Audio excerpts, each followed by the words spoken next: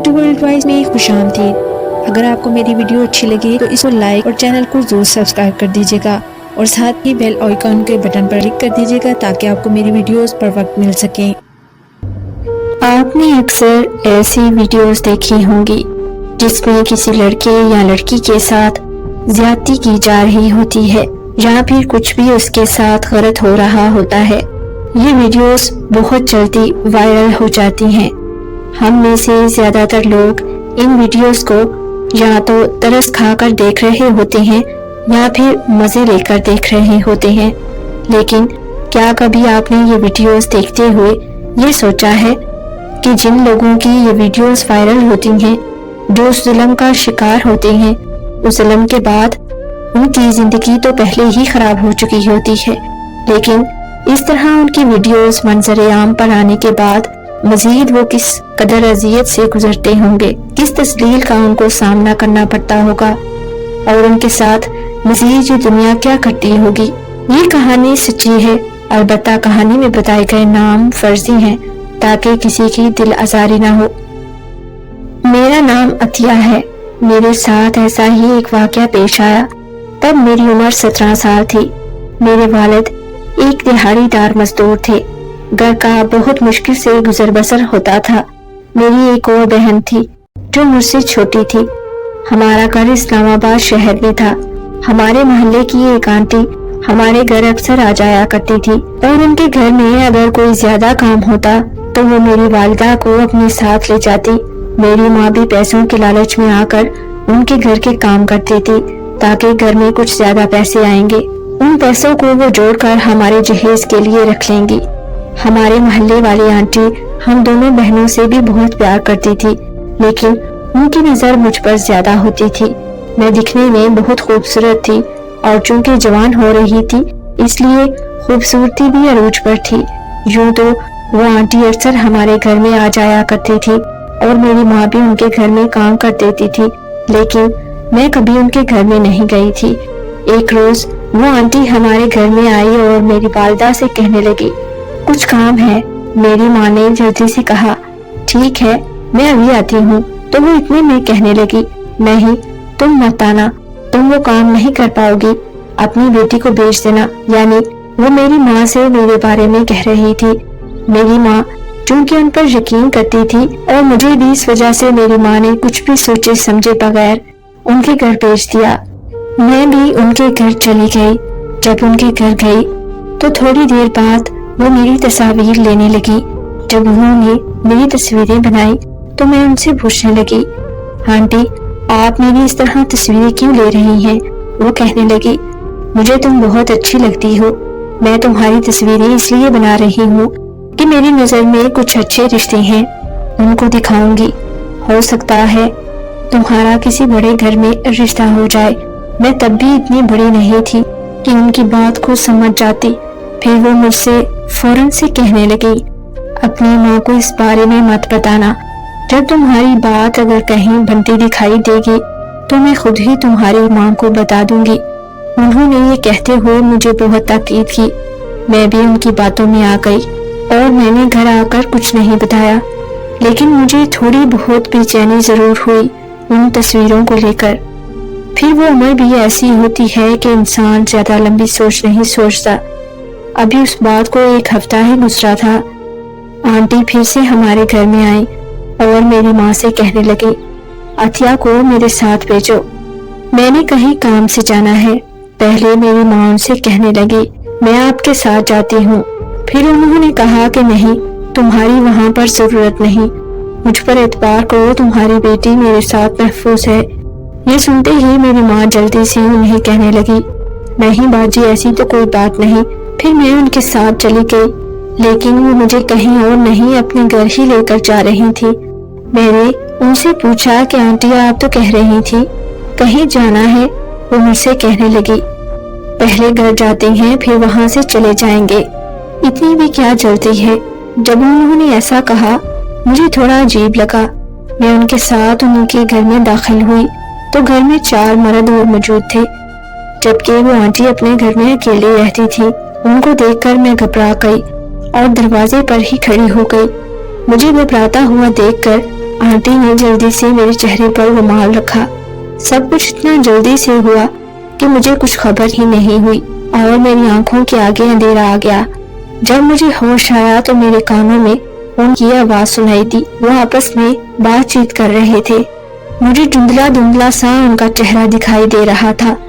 वो उसी कमरे में थे जिस कमरे में मैं थी। शायद वो आंटी को पैसे दे रहे थे और आंटी को कह रहे थे दोबारा फिर इस लड़की को कब लेकर आओगी। मेरे सर में दर्द बहुत शदीद हो रहा था और मेरा जिस्म भी टूट रहा था।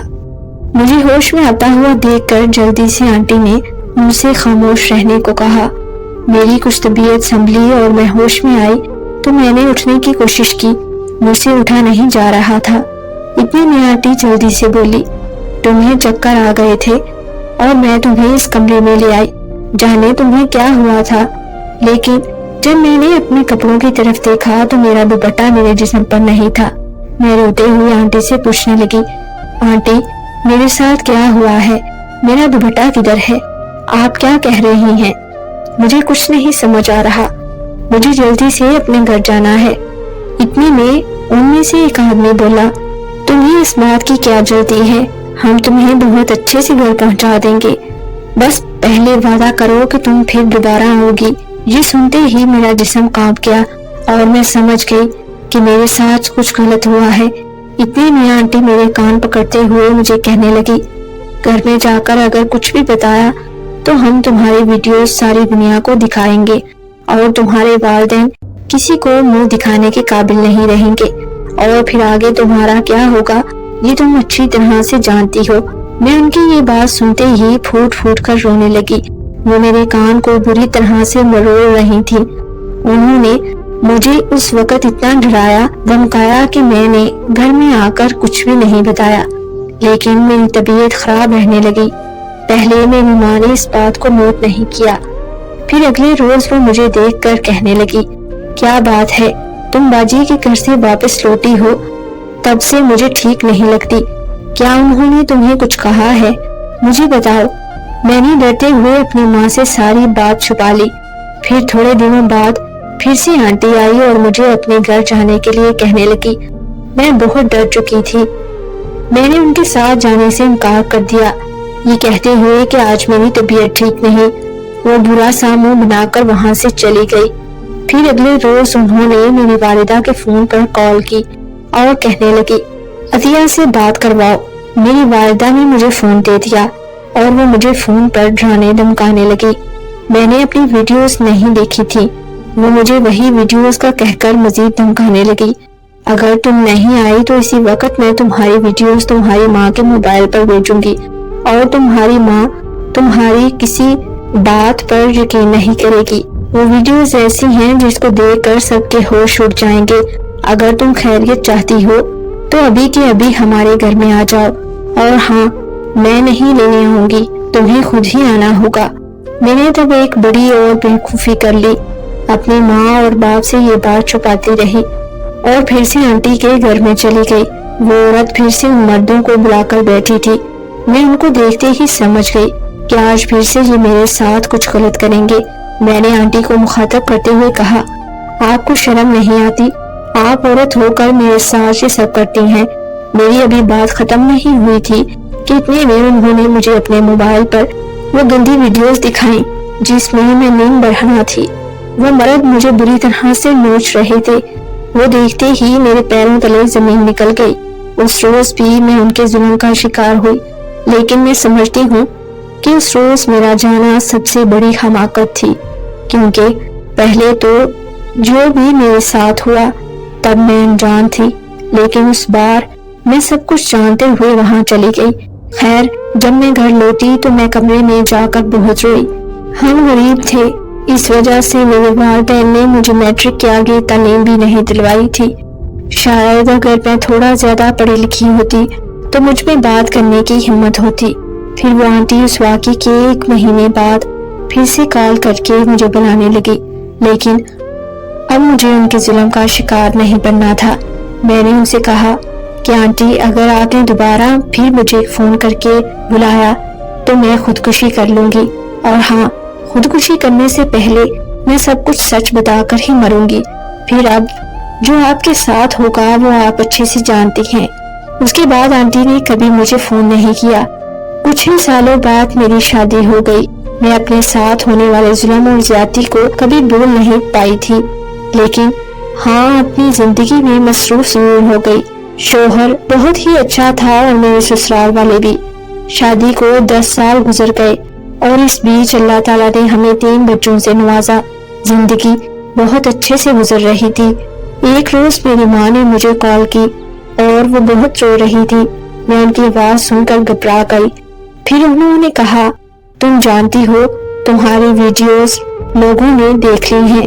پہلے تو مجھے سمجھ نہیں آئی وہ کیا کہہ رہی ہیں، پھر ایک دم سے مجھے دھچکا لگا اور میری آنکھوں کے سامنے وہی ماضی کی فلم جیسے چلنے لگی جو کچھ میرے ساتھ ہوا تھا۔ میں نے اب کانپتی ہوئی آواز سے اپنی ماں سے پوچھا، یہ آپ کیا کہہ رہی ہیں؟ کون سی ویڈیو؟ وہ کہنے لگی، ساری دنیا نے دیکھ لی ہے، کیا تم نے نہیں دیکھی؟ یہ کہہ کر انہوں نے فون بند کر دیا۔ مجھے اس وقت کچھ سمجھ نہیں آ رہا تھا۔ یوں لگ رہا تھا کہ جیسے کسی نے مجھے آسمان سے اٹھا کر نیچے پھینک دیا اور زمین پر نہیں پھینکا، کسی گہری اندھیری کھائی میں پھینک دیا ہو۔ اتنے میں میرا شوہر آیا اور اس نے بھی مجھے بہت برا بلا کہا۔ وہ بھی وہ ویڈیوز دیکھ چکا تھا، جبکہ وہ اتنے سال پرانی ویڈیو تھی اور اس میں میرا کوئی قصور نہیں تھا۔ میں دل میں شرمندہ ہو رہی تھی۔ میرے شوہر نے میری کسی بات پر کوئی یقین نہیں کیا اور مجھے گھر سے نکال دیا۔ میرے بچے بھی مجھ سے چھین لیے اور میں اپنی ماں کے گھر آ گئی۔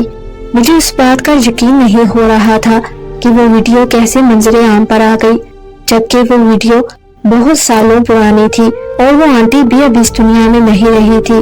شاید وہ آنٹی کا موبائل کسی اور کے ہاتھ میں گیا اور وہ ویڈیو آگے سے آگے چلی گئی، یا پھر ان لوگوں میں سے کسی نے یہ حرکت کی ہوگی۔ میں نے اپنے والدین کو پھر ساری حقیقت بتائی۔ وہ تو والدین تھے، انہوں نے میری بات پر یقین کر لیا اور وہ اس ویڈیو میں بھی صاف نظر آ رہا تھا کہ میں بے ہوش تھی اور مجھے کچھ خبر نہ تھی وہ میرے ساتھ کیا کر رہے تھے، جس سے یہ صاف ظاہر ہوتا تھا کہ اس میں میری مرضی شامل نہیں تھی۔ لیکن یہ دنیا کہاں سمجھتی ہے۔ سب سے بڑھ کر افسوس مجھے اپنے شوہر پر ہو رہا تھا، جس کے ساتھ میں نے اتنے سال گزارے، اسے میرے بارے میں اتنا بھی یقین نہیں تھا۔ شاید وہ مرد تھا اور اس کی مردانگی یہ بات گوارا نہیں کرتی تھی۔ اس نے مجھے چھوڑ دیا اور آج میں اپنے گھر میں اپنے بچوں کو دیکھنے کے لیے ترس رہی ہوں۔ جانے میرے بچوں کو کیا کچھ سہنا پڑے گا۔ اس سب میں میرے والد نے میرا سب سے زیادہ ساتھ دیا۔ وہ میرے ساتھ گئے اور میں نے ویڈیو میں موجود لوگوں پر پرچہ کٹوا دیا۔ پرچہ ہونے کے بعد وہ ملزم تو پکڑے گئے اور ان کے موبائل سے مزید کئی ویڈیوز منظر عام پر آئیں، لیکن میں یہ نہیں چاہتی تھی کہ میری طرح ہی مزید لڑکیوں کی زندگی برباد ہو وہ ویڈیوز کو لے کر، لیکن اگر میں خاموش رہتی تو ان کی حرکتوں کو اور بڑھاوا ملتا۔ میں نے اب سوچ لیا ہے کہ میں اب ان سے انتقام لے کر رہوں گی تاکہ وہ کسی اور لڑکی کا شکار نہ کر پائیں۔ آپ کے قیمتی وقت کا شکریہ۔ اللہ حافظ۔